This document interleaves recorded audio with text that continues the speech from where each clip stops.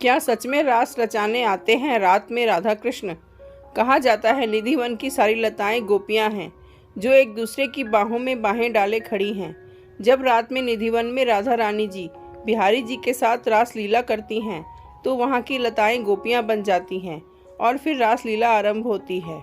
इस रास लीला को कोई देख नहीं सकता। दिन भर में हजारों बंदर, पक्षी, जीव जंतु निधिवन में रहते हैं, पर जैसे ही शाम होती है सब जीव जंतु, बंदर अपने आप निधिवन से चले जाते हैं। एक परिंदा भी फिर वहां पर नहीं रुकता। यहाँ तक कि जमीन के अंदर के जीव, चींटी आदि भी जमीन के अंदर चले जाते हैं। रासलीला को कोई नहीं देख सकता क्योंकि रासलीला इस लौकिक जगत की लीला नहीं है। रास तो अलौकिक जगत की परम दिव्याति दिव्य लीला है। कोई साधारण व्यक्ति या जीव अपनी आंखों से देख ही नहीं सकता। जो बड़े बड़े संत हैं उन्होंने निधिवन से राधा रानी जी और गोपियों के नुपुर की ध्वनि सुनी है। जब रास करते करते राधा रानी जी थक जाती हैं तो बिहारी जी उनके चरण दबाते हैं और रात्रि में शयन करते हैं। शयन के लिए पलंग लगाया जाता है। सुबह बिस्तरों के देखने से प्रतीत होता है कि यहाँ निश्चित ही कोई रात्रि विश्राम करने आया तथा प्रसाद भी ग्रहण किया है। लगभग 2-2.5 एकड़ क्षेत्रफल में फैले निधिवन के वृक्षों की खासियत ये है कि इनमें से किसी भी वृक्ष के तने सीधे नहीं मिलेंगे तथा इन वृक्षों की डालियां नीचे की ओर झुकी तथा आपस में गुंदी हुई प्रतीत होती हैं।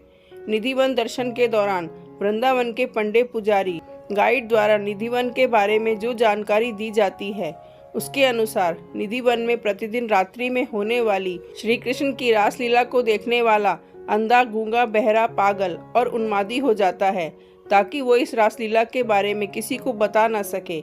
इसी कारण रात्रि 8 बजे के बाद पशु पक्षी, परिसर में दिन भर दिखाई देने वाले बंदर, भक्त, पुजारी इत्यादि सभी यहाँ से चले जाते हैं और परिसर के मुख्य द्वार पर ताला लगा दिया जाता है।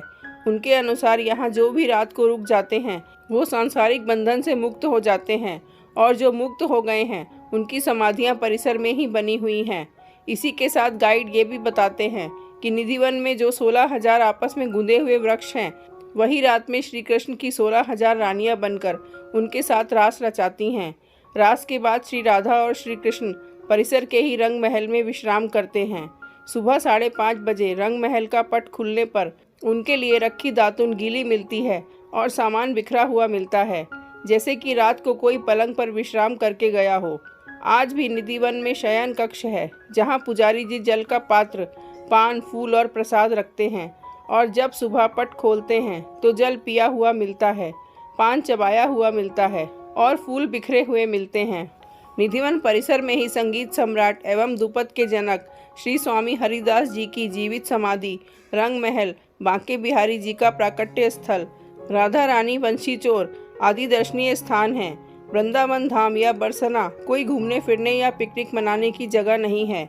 ये आपके इष्ट की जन्म भूमि, लीला भूमि व तपोभूमि है।